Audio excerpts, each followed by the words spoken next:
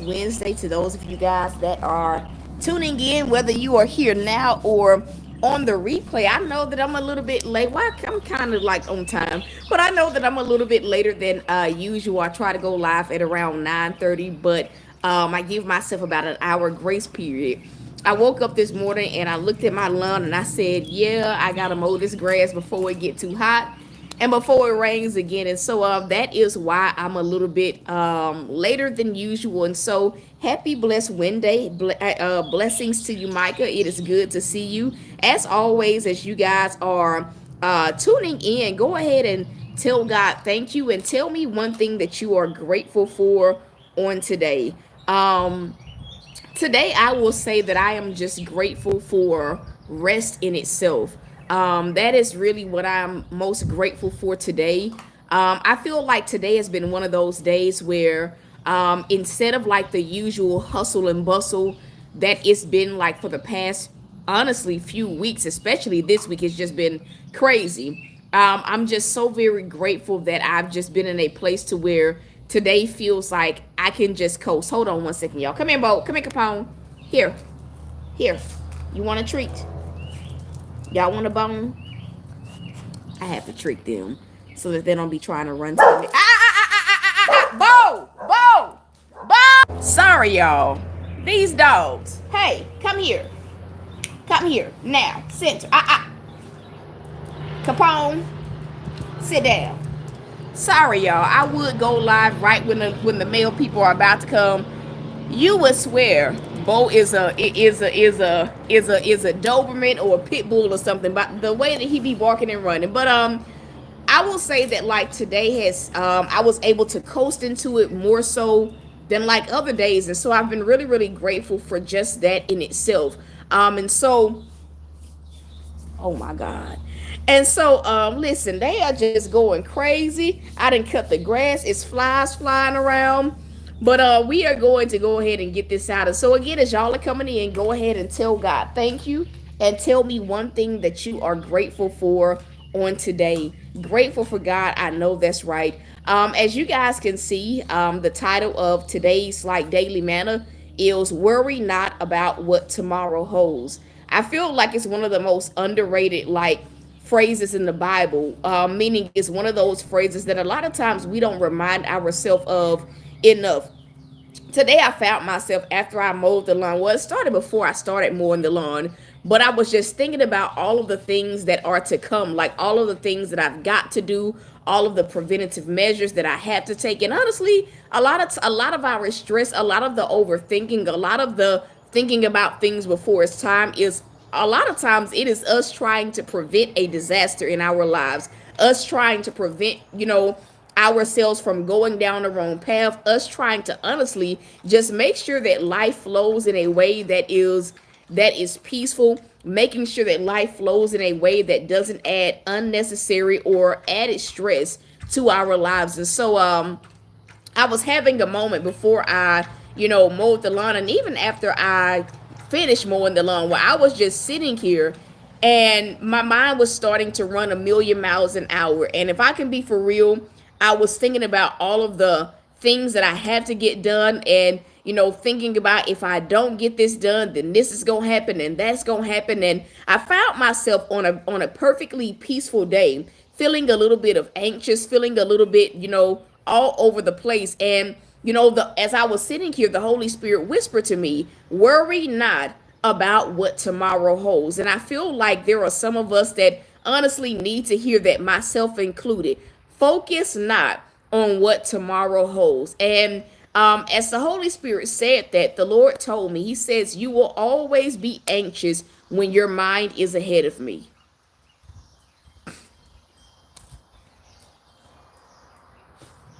Yeah. I'm going to say it again. God told me, as the Holy Spirit was telling me, worry not about what tomorrow holds. The Lord told me, you will always be anxious when your mind is ahead of me. I guess it's the harvest of letting ourselves separate from God and separate from living in the present moment. And we can be for real. Trauma a lot of times makes us think ahead of God. A lot of times it is our fears that make us think 15 million steps ahead of God. And so, that's kind of like been where I've been today. And as God was telling me that, like, he showed me like the younger me, the me that was like, first learning how to trust God. And if I can be real, different seasons make you feel like you starting all over. Like, I don't know if I'm the only person that feels like that, but I've been in a space where it's like, do I even have faith? Because it feels like I'm starting from scratch with all of these different things that God has been doing. I'm like, am I even like, am I having to start all the way over, like from the very beginning? Because that has literally been like how it has been feeling lately. But he showed me the me that was like in the wilderness, and I had not ever had any encounter with God, not a personal encounter that, not really. And so I remember like most of my days being like so like me being so very overwhelmed and anxious, because it's like my mindset was, even though I looked at the right now, I looked at my right now situation from the mindset of what I was struggling with. And I took that right now struggle instead of embracing what God had done in the current, right? Our perspective, or our willingness to focus on the positive or negative is really a lot of times what the devil fights us for. It's not just our perspective, but he's fighting to get us in a place where we view life, from a negative perspective, or we view life from the mindset of a, cup half empty instead of a glass half full. And so the devil was just eating me up in that season. I ain't even gonna lie to y'all. Like, he was literally just eating me straight on up. And I was anxious a lot of days. And a lot of days, like, I looked at like the right now, and I didn't see blessed. I didn't see, myself as being favored. I saw myself as not having enough. I saw myself as, feeling like I don't want to struggle, or, feeling like I'm comparing that right now circumstance to like when I was homeless. Like, that was like my demeanor. And so because I already viewed life from a glass half empty perspective, it created like an atmosphere where the only thing that I could focus on, were preventative measures, not struggling anymore, not going into, an even deeper pit financially, not going back to, it's kind of like, I see my life for what I don't have, and now all I can do, everything is, I'm fight or flight in every single area. I'm looking at every single area, and instead of seeing like how God has blessed me, how he's kept me, I'm saying, oh, I can't go back. I can't go through this. I can't go through that. And so this morning I was having a morning like that, where I woke up late. I had a dream, and y'all, I was rushing. I'm like, oh Lord, I gotta hurry up and get myself. See, I slept. And I found myself, letting myself coast in the day, coast into the day. And before I knew it, like, my mind was just roaming a million miles an hour. And all I could think about was, I don't want a day like yesterday or the day before. Like, I don't want a heavy kind of day where I feel like, I'm all over the place. And before I could think about it, before I could think anything else, my mind immediately went to all the things I need. Here is my list of things that I've got to get done. This list has been stressing me out. These bills have been stressing me out. Everywhere I look, I don't see God's goodness. I see, here's another day for me to struggle to, I'm gonna say it this way because some of y'all feel this way too. Here's another day for me to struggle to make ends meet, or to struggle to keep my head above water.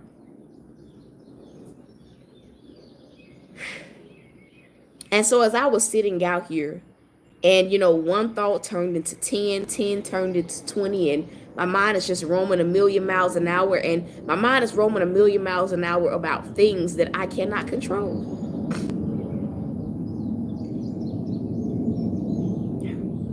My mind is roaming a million miles an hour about things that I cannot control. I can't control how quickly the pastures are growing. I can't control how quickly the tractor gets fixed. These are things I can't even control. These birds, to be for real. So it's like so many different things, and just like my mind going to, if it's bad now, I can imagine how it's going to be if I have to wait any longer. And God told me, he says, do you not realize my children, including you, do this while you wait? You say to yourself, if it is bad now, waiting is only going to anticipate it. And so we start to live life not really following God, but we start to live life trying to preserve ourselves and trying to prevent ourselves from getting back to that worst case or getting to that worst case scenario. And so I sat out here and the Lord told me these words. He told me this phrase. He said, give me your mind on today. Yeah.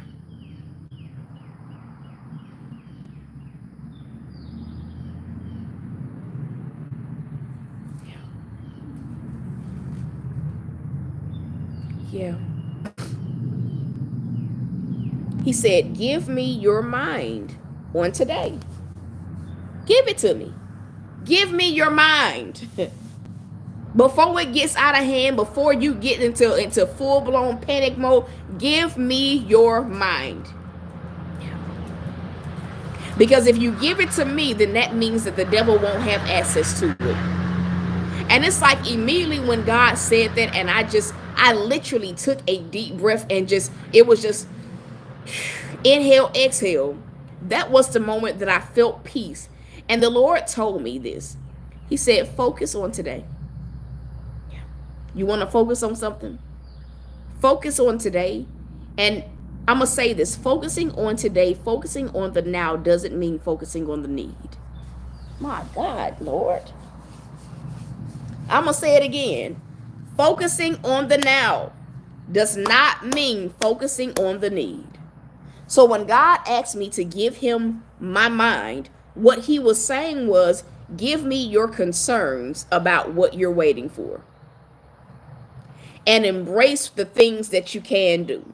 And so this morning I mowed my own lawn. I said, if I can do anything, I can mow my grass. These are the things that I can do. I can show up the way that I need to show up, right? I can embrace where I am. And I'm going to just say this. Sometimes there's nothing to do while we wait. So I told God, I said, and what I can do is I can rest while I wait. These are the things that I can do, giving God my mind and preoccupying my mind with whatever else it is that I need, whether it's rest, whether it's, focusing on something else, whether it's handling the things that I can do. That is how we sit, in a place where we don't have an idle mind, because what we know about, our mind is an idle mind is the devil's playground, right? And a lot of times what we don't realize is that in focusing on our need, especially when there's nothing for us to do, it turns into us having an idle mind. And when we start having an idle mind, you know what the devil does? He starts to reveal everything else that you're stressing about. He'll start to show you this problem, that problem over there. What about this situation, that situation? And before you know it, like, you can't even think straight. Your mind roaming so fast and to such a degree that you can't even sleep at night. And so that is today's daily manna. Worry not about what tomorrow holds. Focus on the now, meaning focus on what you can do, and where you've come to the end of your rope, you got to learn to rest. And I'm going to say this, sometimes rest looks like you actually saying, I'm going to enjoy life while I wait. Sometimes rest looks like, okay, I'm going to enjoy this aspect, or I'm going to do something special for myself, right? And that is how we learn to wait. And so if this has blessed you, can you tell God, thank you? I'm listening for that puppy in there. Say, Lord, now he got some green gunk in his eye. Now I gotta, or he been locked up. But I'm like, now I really gotta separate him. But that is it, y'all. He been whining in there. I gave him a bone. I gave him a bone, so that should preoccupy him. But that's it, y'all. That is it. If you have not already given this, given this video a thumbs up, please be sure that you go ahead and give it a thumbs up. I'm about to shift over to TikTok. If you feel led to sow, you label this your focus on the now seed. If you are sowing to Cash App, do not put a seed title. I do not want, us to get Visha's Cash App in a place to where we cannot use it, in a place to where Cash App is flagging it as a business. And so do me a favor, if you guys are so into Cash App, from here on out, no seed title is needed.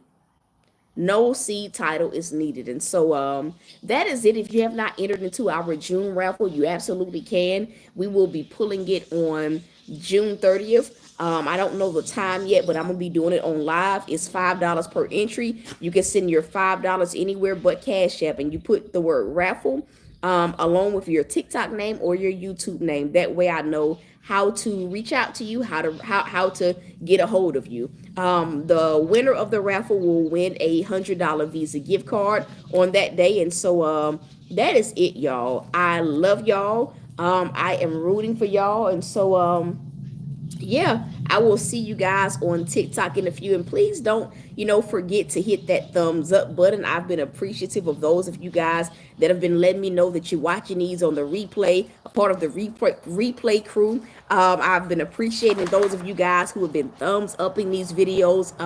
The comments I've been seeing, y'all. And so that is it, y'all. I love y'all. I'm rooting for y'all. And so till next time, y'all.